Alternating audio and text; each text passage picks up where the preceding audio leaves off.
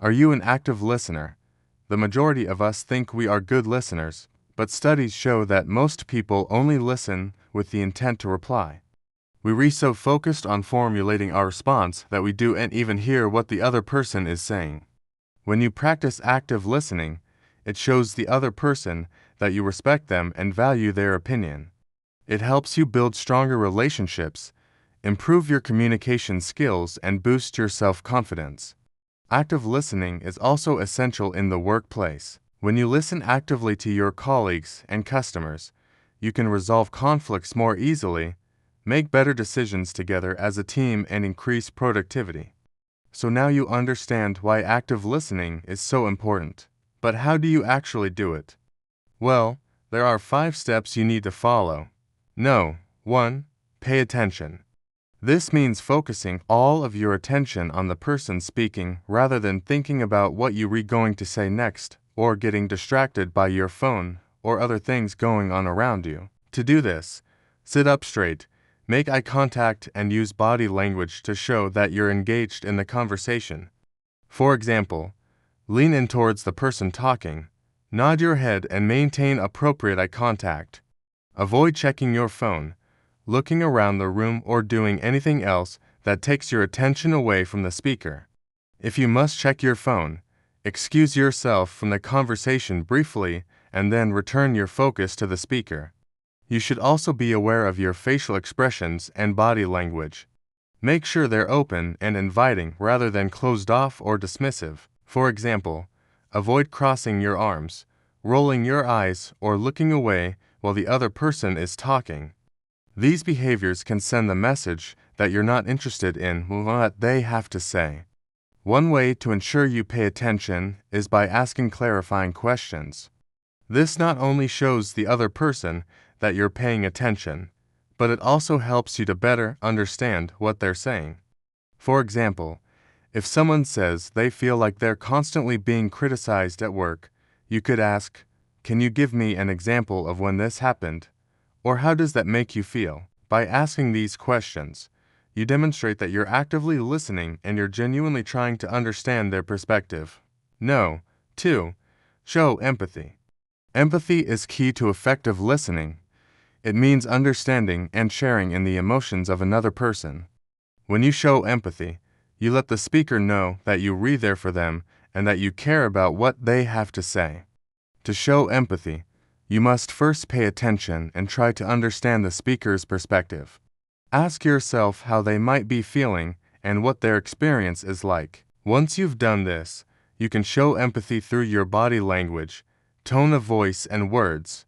For example, if someone is sharing a difficult experience with you, you can say something like, "That sounds really tough," or "I can't imagine how you must feel." By acknowledging their emotions and showing that you understand, you'll create a safe space for them to open up and be vulnerable. Sometimes people just want to be heard and validated. They don't necessarily want advice or solutions. In these cases, simply showing empathy and understanding can be the best way to respond. Of course, there are times when offering advice or solutions is appropriate.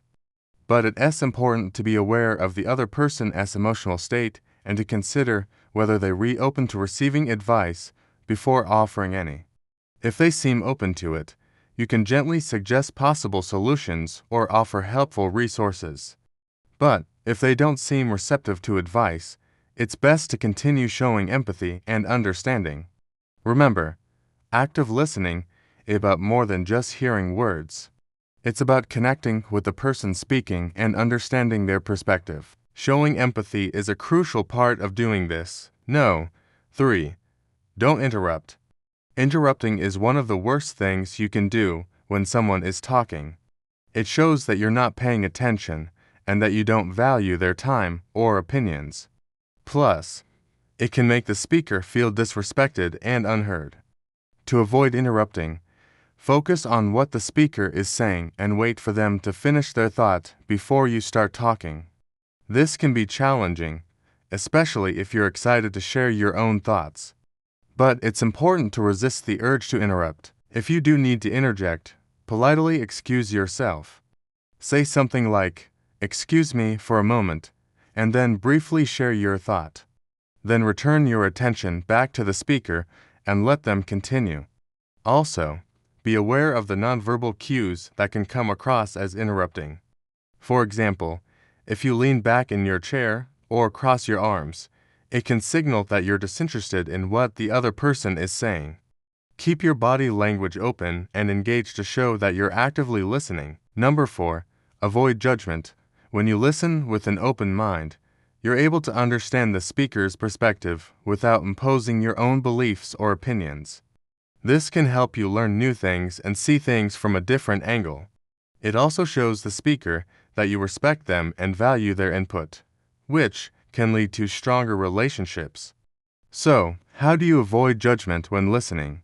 First, be aware of your own biases and assumptions. We all have them, and the first step to overcoming them is recognizing that they exist. Once you're aware of your biases, you can start to challenge them. Ask yourself whether your beliefs are based on facts or simply personal opinions. Be open to the possibility that you may be wrong and that the speaker may have a different perspective than you do. Next, focus on understanding the speaker's point of view. Try to see things from their perspective and consider how their experiences and beliefs have shaped their opinions. This can help you to better understand where they're coming from and why they hold certain beliefs. Finally, avoid interrupting with your own opinions or experiences. It can be tempting to do this, but it's important to resist the urge. Let the speaker finish their thoughts, and then you can share your own. Remember, the goal of active listening is to understand the speaker's perspective, not to convince them that you're right. When you approach conversations with an open mind and a willingness to learn, you'll be able to connect with others on a deeper level. And that can lead to more meaningful relationships and a better understanding of the world around you. And number 5, respond appropriately. Responding appropriately is an essential part of active listening. It shows the speaker that you've been paying attention and that you understand what they're saying. It also gives you an opportunity to clarify any misunderstandings and to show empathy. When responding, it's important to keep the speaker's needs in mind. Are they looking for advice, support, or simply an opportunity to vent? Your response should be tailored to their needs. If they're looking for advice, share your thoughts and suggestions in a non-judgmental way. If they just want support, let them know that you're there for them and offer your help. If they want to vent, listen patiently and empathetically. An effective way to respond is to paraphrase what the speaker has said to show that you understand their perspective. For example, if they say they're feeling overwhelmed at work, you could say, "It sounds like you're feeling really stressed out by your workload." By paraphrasing, you demonstrate that you've been paying attention and that you're trying to understand their point of view. You can also ask follow-up questions to show that you re-engaged in the conversation and to get a better understanding of what they were saying. For example, if the speaker shares a story about a difficult situation they're facing, you could ask, "How did you handle it?" Or, "What was the outcome?" By asking these questions, you demonstrate that you're interested in their experiences and that you want to learn more. Responding appropriately doesn't mean that you have to agree with the speaker. In fact, it's okay to disagree as long as you do so respectfully. If you disagree with the speaker's opinion, you can say something like, "I see where you're coming from, but I have a different perspective." Then share your thoughts in a non-judgmental way. The key is to avoid becoming defensive or argumentative. Responding appropriately is a crucial part of active listening. When you respond thoughtfully and empathetically, you show the speaker that you value their input and that you care about their perspective. This can help to build stronger relationships and create a more supportive and understanding environment. Remember, active listening is a skill that takes practice, but the benefits are definitely worth it. When you listen actively to others, you'll be able to build stronger relationships, improve your communication skills, and boost your confidence. So give it a try and see how it can make a difference in your life. Thanks for watching. See you next time.